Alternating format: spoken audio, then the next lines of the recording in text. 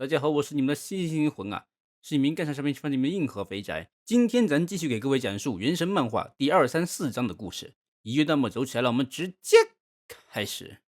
今日的蒙德城门口有些喧闹拥挤，秦和凯亚率领骑士团正准备护送愚人众使团离开蒙德城。因为昨夜博士扫兴离去，也同时下达命令，让愚人众外交官离开蒙德。此时蒙德城门口，一个身披斗篷、脸上缠着绷带的绿头发小女孩正在接近。门口驻守的骑士出于安全考虑，将小女孩拦下。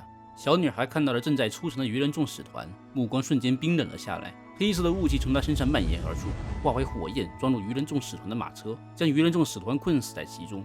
黑色的火焰化为一条邪恶的巨蟒，将愚人众使团吞噬。这一幕引发了周围民众的恐慌，小女孩趁乱逃入了城中，并与凯亚擦肩而过。凯亚注意到了小女孩的身影，陷入了沉思。愚人众使节在蒙德遇害，这场案件被称为黑火案。骑士团让凯亚和安博一起调查这件事的元凶是谁。安博很积极地追上凯亚前辈，希望自己能帮上点忙。然而凯亚有自己的想法，于是让安博自由行动，自己只身一人去调查。安博很是失落，认为凯亚还是把自己当成帮不上忙的菜鸟骑士。凯亚的义兄迪卢克是蒙德城中最有钱的阔少爷，住在蒙德城外的晨曦酒庄中。从小被家族给予厚望，10岁获得神之眼，14岁便出任骑士团史上最年轻的队长，却在18岁成人礼那天退出了骑士团，并亲手杀死了自己的父亲。迪卢克正在一个人丢飞镖，对凯亚的到来也非常冷漠。凯亚来见迪卢克，一是探迪卢克的口风，二是给迪卢克透露一些情报。凯亚提到袭击使团的黑焰大蛇时，迪卢克一个愣神，手中飞镖拖把将他的花瓶给打碎了，似乎这黑焰与迪卢克有什么关联。凯亚说明了事情的严重性，愚人众知晓这件事肯定不会善罢甘休。随后凯亚转身离去，并提到下次会给迪卢克带个花瓶赔偿。迪卢克则是立刻让管家去买一个花瓶，他可不相信凯亚的品味。凯亚无奈地笑了笑，又说迪卢克的飞镖游戏分数已经爆了，说明迪卢克的心已经乱了。凯亚离开后，迪卢克一个人坐在椅子上陷入了思考。另一边的安博不被凯亚看中，根本不分配任务，大晚上一个人气嘟嘟的在城中闲逛。随后注意到一个小女孩站在巴巴托斯神像前，正是上午袭击愚人众使团的真凶。小女孩抬头看向巴巴托斯神像，内心中想要破坏一切的恶意疯狂蔓延。安博有注意到小女孩的状态不对，于是担心的出声询问。小女孩内心可怕的恶意瞬间转移到安博身上，死吧，死吧！然而一切只是小女孩的幻想。安博叫醒了愣神的小女孩，小女孩拍开安博的手，一眼注意到安博腰上挂着的神之眼，似乎是神之眼引动了她内心的恶念。安博热切地询问小女孩的情况，小女孩很冷漠地想要离开。安博觉得小女孩形迹可疑，伸手去抓她，结果又被小女孩甩开。小女孩举着缠满绷带的手臂，说自己是身患不洁之病的人，在哪儿都不受欢迎。来蒙德想要寻找东西，如今没有找到，也打算离开了。安博再次喊住了转身离去的小女孩，然后热情活泼地自我介绍，并打算帮助小女孩找她想要的东西。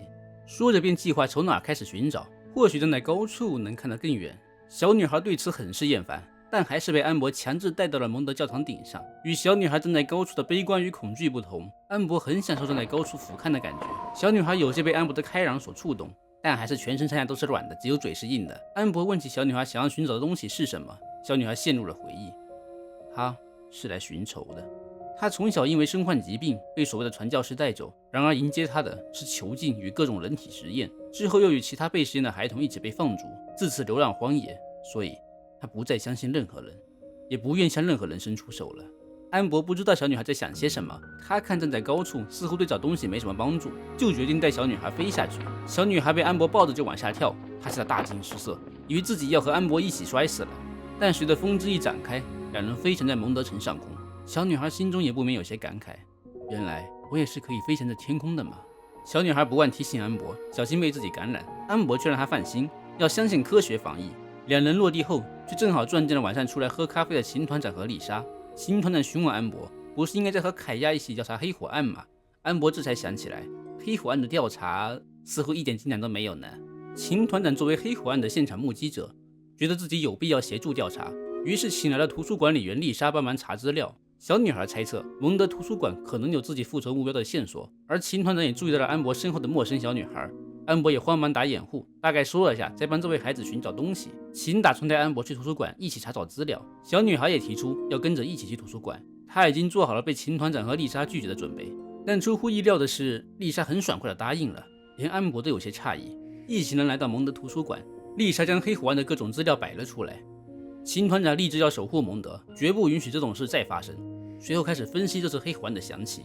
黑虎湾的显著标志就是黑蛇，但这并不是现有的任何一种元素力。